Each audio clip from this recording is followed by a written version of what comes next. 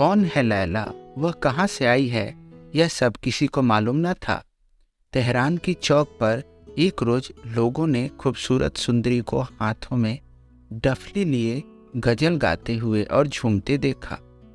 देखते ही देखते पूरे तेहरान में इस खूबसूरत महिला की चर्चा होने लगी। वह कोई और नहीं बल्कि लैला ही थी। लैला की सुंदरता को लफ्ज़ों में बताने के लिए शायद शब्द ही कम पड़ जाए। उसकी सुंदरता की मात्र कल्पना ही की जा सकती थी। लैला किसी रंग बिरंगे फूल से कम न थी। उसकी आवाज़ बांसुरी की तरह मधुर थी। जब लैला मस्ती में गाती थी उस समय पूरा वातावरण खुशनुमा हो जाता था। लैला कविता, गीत संगीत और सुंदरता की मनोरम मूर्ति सी थी। वह अपने गीतों में आने वाले वक्त का हाल सुनाती थी। कहती थी, एक समय आएगा जब युद्ध संघर्ष का अंत हो जाएगा। पूरे विश्व में लोग एक दूसरे से प्रेम करना शुरू कर देंगे और पूरे विश्व में प्रेम और संतोष का राज होगा। वह गीतों के जरिए राजा से सवाल भी करती और सोई हुई प्रजा को भी जगाती थी। सारा तेहरान उसकी अदा पर फिदा था। लैला गरीब कमजोर के लिए आशा के दीपक की तरह थी, रईसों के लिए मार्गदर्शक थी, दिलदारों के लिए परी और सत्ताधारियों यानी राजपाट संभालने वालों के लिए धर्म का संदेश थी। उसके एक इशारे पर नगर की जनता आग में भी कूद सकती थी। लैला की गुण और उसकी सुंदरता पूरी जनता को आकर्षित कर चुकी थी। एक समय की बात है, एक बार तेहरान का शहजादा अपने घोड़े पर बैठकर नगर में निकला। इत्तेफाक देखिए कि लैला उसी वक्त मधुर गीत गुनगुना रही थी। शहजादे ने आवाज सुन घोड़ा रोक दिया। वह स्तब्ध हो गया और काफी देर तक बीच सड़क पर रुककर गीत सुनता रहा। कुछ देर बाद शहजादा घोड़ी से उतरा और रोने लगा। आंखों में आंसू लिए वह उस आवाज की ओर चलने लगा। सामने लैला को देख वह दौड़ा और उसके चरणों पर झुक गया। वहां खड़े आसपास के मौजूद लोग पीछे हट गए और सभी चौंक गए। लैला घबराकर बोली, कौन हो तुम? शहजादे ने कहा, गुलाम हूं तुम्हारा। लैला ने कहा, आपको मुझसे क्या चाहिए? यह सुन शहजादे ने कहा, आपकी खिदमत का हुक्म चाहता हूं। मेरी छोटी सी झोपड़ी में अपने कदम रखकर उसे रोशन कर दीजिए। लैला ने कहा, मेरी आदत में यह सब नहीं है। शहजादा दुखी होकर वहीं रुक गया। लैला ने फिर से गाना शुरू किया। उसका गला कांपने लगा। ऐसा लगा मानो जैसे वीणा के तार टूट गए हों। उसने मुड़कर शहजादे को देखा और बोली, तुम यहाँ ऐसे मत बैठो। वहाँ मौजूद दर्जनों लोगों ने लैला को बार बार बताया कि यह तेहरान नगर के शहजादे हैं।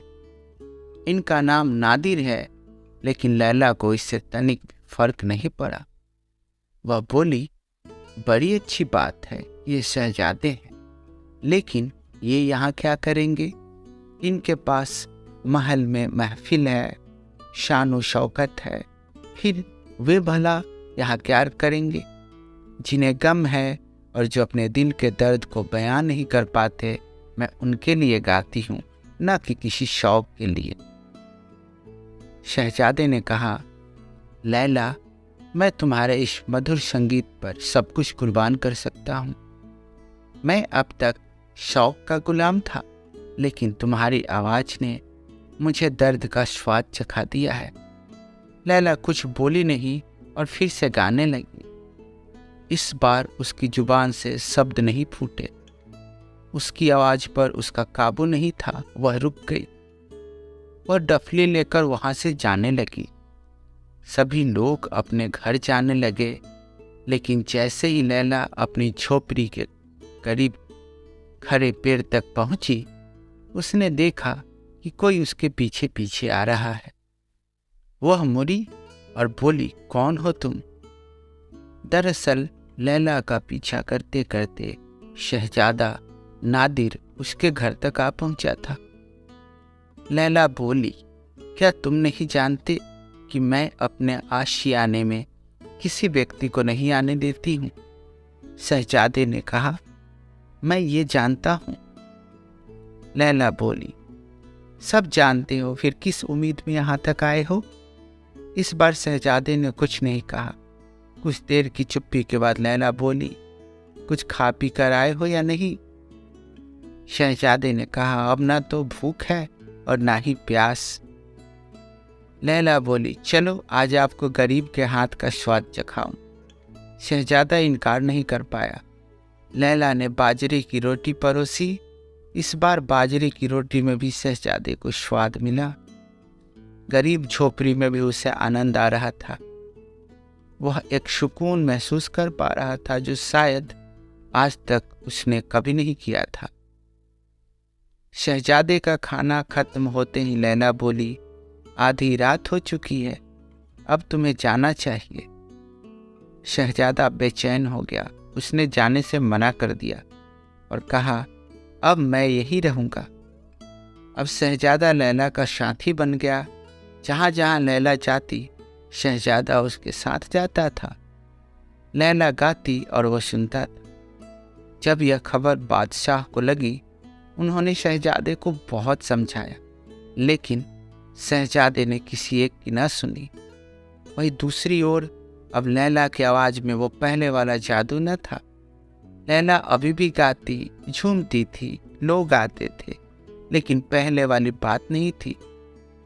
जो लैला कभी दूसरे के दिल के दर्द गाती थी, अब वो अपना मन बहलाने के लिए गाने लगी। इस तरह लगभग 6 महीने बीत गए।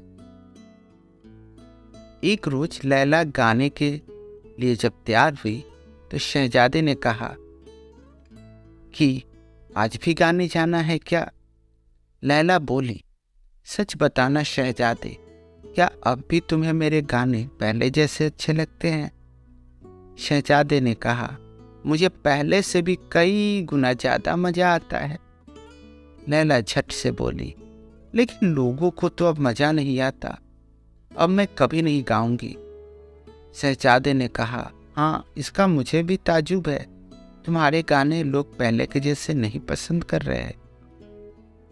लैला बोली, पहले मेरी जो भी आवाज निकलती थी वह सभी के दिलों तक पहुंचती, लेकिन अब तुम औरों से अलग हो गए। आज से तुम मेरे सब कुछ हो।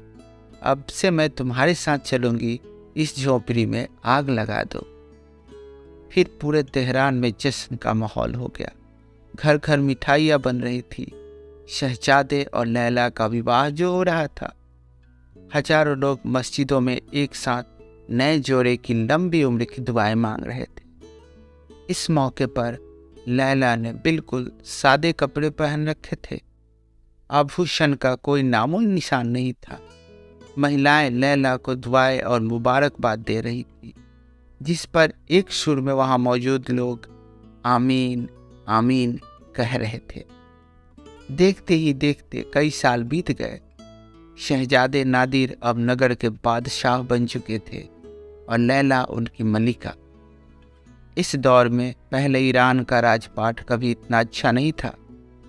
बादशाह नादिर और मलिका लैला दोनों ही अपनी प्रजा को अपने करीब मानते थे और उनका हमेशा भला सोचते थे। नादिर राजसत्ता की वकालत करता तो लैला प्रजा की ओर से दलील देती। जब कभी राजपाट से थोड़ा वक्त मिलता तो दोनों एक साथ गाना गाते। कभी नादिर लैला की बात मान लेता तो कभी लैला नादिर की सुन लेती। यह उनके सुखी वैवाहिक जीवन का उसूल था। उस समय बादशाहों और महलों में एक से अधिक बेगमों का बोलबाला हुआ करता था। उस वक्त तेहरान के बादशाह पर सिर्फ लैला का एकमात्र अधिकार था। लैला ने राजपाट की सारी कमान अपने हाथ में रख ली थी। अब सारा धन प्रजा के हित में खर्च किया जाता था। सब बढ़िया था, किंतु प्रजा मन ही मन संतुष्ट नहीं थी। उन्हें ये डर था कि अगर ऐसा ही हाल ज्यादा दिनों तक चला तो वह दिन दूर नहीं कि राजा प्रजा का भेद खत्म हो जाएगा। लैला और नादिर अपनी प्रजा को ये बात हमेशा समझाते थे कि अपने में कोई भेद नहीं रखना है। लेकिन उन दोनों के लाख समझाने के बाद भी बहुत सारे वर्गों में भेद मिटने का नाम नहीं ले रहा था। विवाद बढ़ रहे थे, लड़ाइयां बढ़ रही थी। सामंती और ऊंचे वर्ग के लोग बादशाह नादिर को मारना चाह रहे थे, जबकि प्रजा लैला की दुश्मन बनती जा रही थी। प्रजा को लगता था कि बादशाह सिर्फ लैला के बस में है। अब इसके चलते पूरे राज्य में अशांति का वातावरण था। एक रोज रात के समय बादशाह और मलिका आरामगाह में थे। शतरंज की बाजी चल रही थी। नादिर ने कहा, लैला अब तुम्हारा प्यादा गया। लैला बोली, यह लो तुम्हारा खेल भी खत्म। नादिर ने कहा, तुमसे हारने में जो खुशी मिलती है वह जीत में बिल्कुल नहीं है। लैला ने कहा, शाह बचाइए वरना अगली चाल से आपकी हार तय है। नादिर ने भौएं चढ़ाकर कहा, तुमने राजा का अपमान किया है। इतने में लैला बोली, 2 बार मैंने आपको छोड़ दिया, अब आप नहीं बचेंगे। नादिर ने कहा, जब तक मेरे पास मेरा घोड़ा दिलराम है तब तक मुझे कोई दुख नहीं है। तो लाइए दिलराम को, हो गई आपकी मात। जब मैं तुम्हारे गुणों के सामने अपना दिल हार बैठा तो अब मेरा प्यादा क्या चीज था, इसका अंत तो होना ही था। लैला बोली, बातें मत बनाइए, आप हारे हैं, इसलिए शर्त के मुताबिक इस पत्र पर अपनी मोहर लगा दीजिए। फरमान में लैला ने यह लिखा था कि आयात कर कम करके आधा कर दिया जाए। शतरंज में हारने पर नादिर ने इस फरमान पर मोहर लगाने का वादा किया था। शर्त के मुताबिक बादशाह ने मोहर लगा दी और साथ ही प्रजा को साल के तकरीबन 5 करोड़ के कर से छुटकारा मिल जाएगा। लैला मन ही मन सोचकर खुश हो रही थी कि जब प्रजा को इसकी जानकारी मिलेगी तो कितनी खुश होगी और दुआएं देंगी। तभी अचानक राजभवन में शोर मचा, अफरा तफरी का माहौल हो गया। पूछने पर पता लगा कि गुस्साए लोगों की भीड़ आई है और वे राजभवन की दीवार तोड़कर अंदर आने की कोशिश कर रहे। शोर बढ़ता ही जा रहा था। लैला एक कोने में चुपचाप खड़ी थी। नादिर को कुछ नहीं समझ आ रहा था कि वह क्या करे।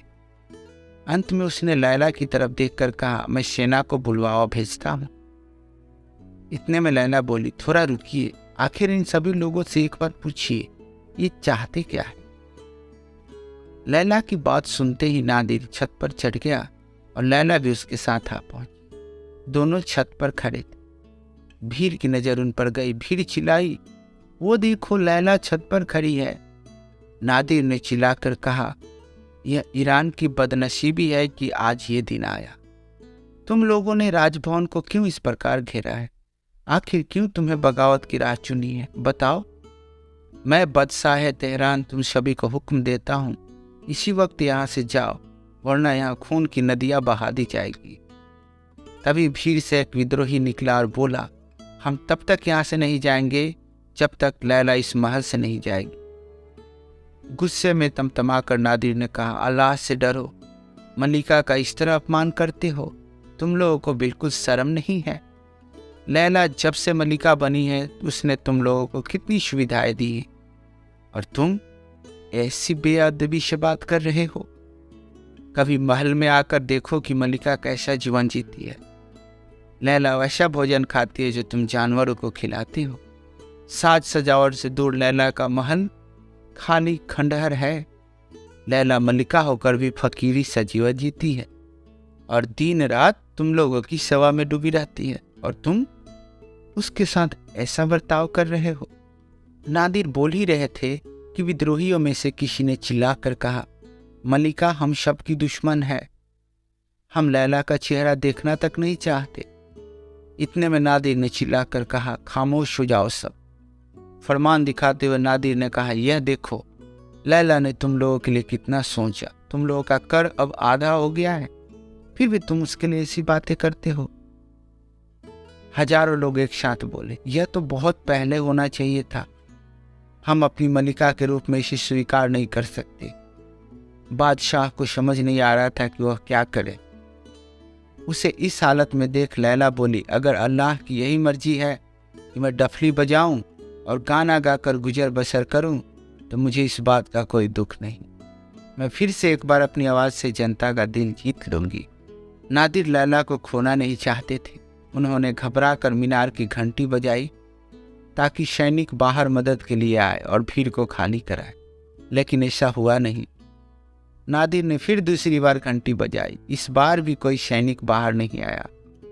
बादशाह नादिर ने तीसरी बार घंटी बजाई, एक भी सैनिक बाहर नहीं निकला। नादिर ने सिर पर हाथ रख लिया। वह समझ गया कि यह खतरे की घंटी है।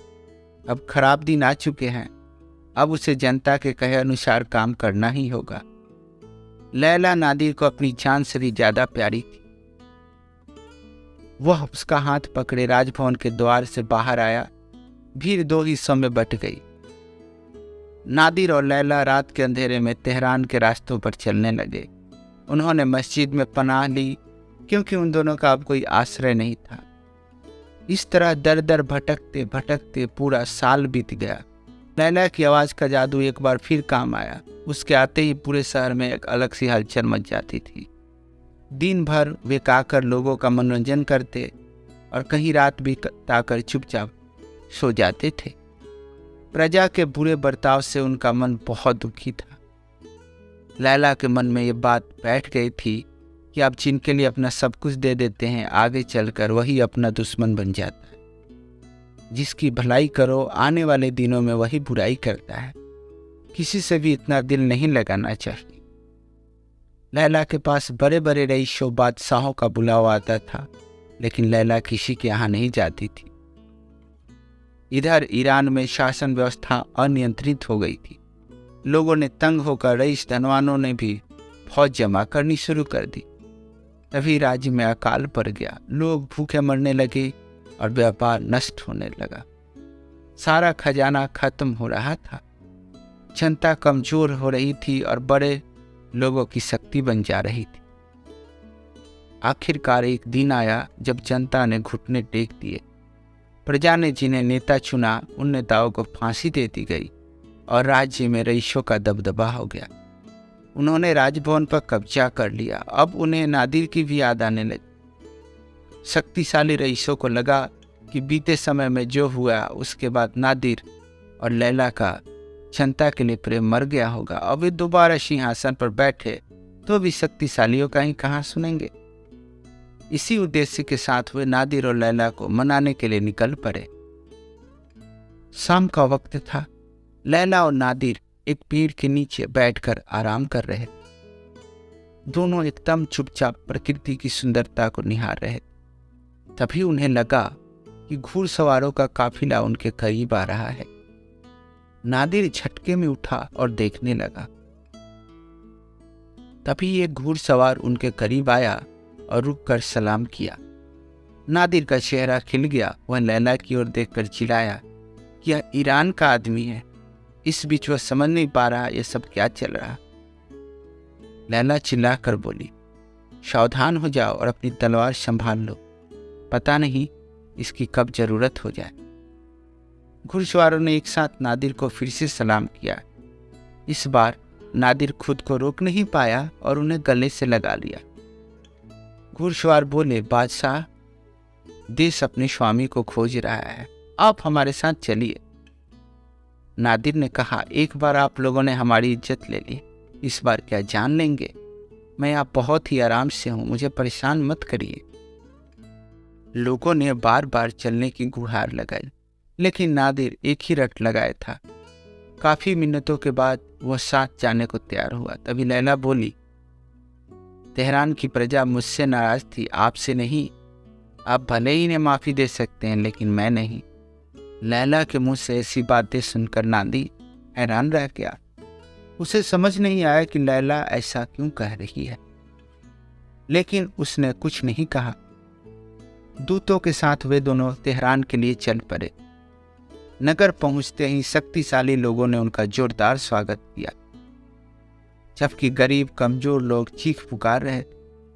लैला को अब इससे कोई फर्क नहीं पड़ता था।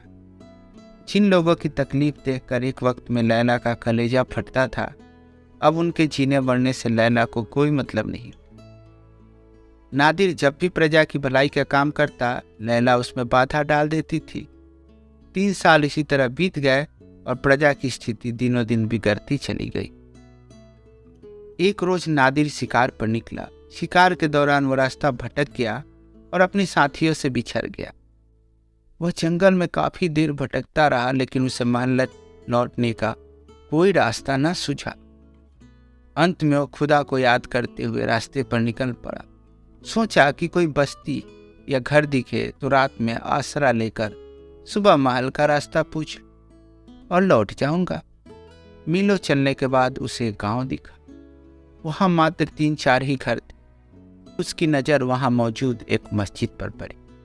बहुत रात हो गई थी, इसलिए बादशाह नादिर ने वहां रात बिताने की सोची। वहां एक फटी चटाई पड़ी थी। नादिर उसी पर सो गया। अचानक आहट हुई और नादिर चौंक गया। उसने आंखें खोली और एक बूढ़े को सामने पाया। नादिर ने देखा कि वह बूढ़ा व्यक्ति सुबह की नमाज पढ़ रहा था। नादिर इतना थका था कि उसे पता ही नहीं चला कि सुबह हो गई थी।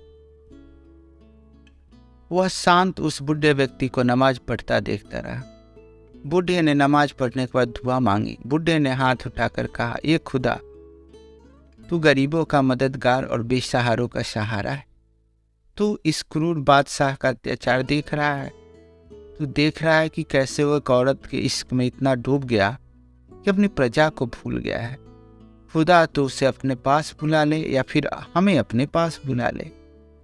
ये यातनाएं हमसे और नहीं सही जाएगी। ईरान अब इस अत्याचार से तंग आ गया है। आज से पहले बादशाह नादिर ने अपनी ऐसी आलोचना कभी नहीं सुनी थी। दुआ के लफ्ज सुनकर बादशाह नादिर का खून सूख गया। उसे समझ में नहीं आया कि वह क्या करे। नादिर वही सोया रहा और हिला भी नहीं।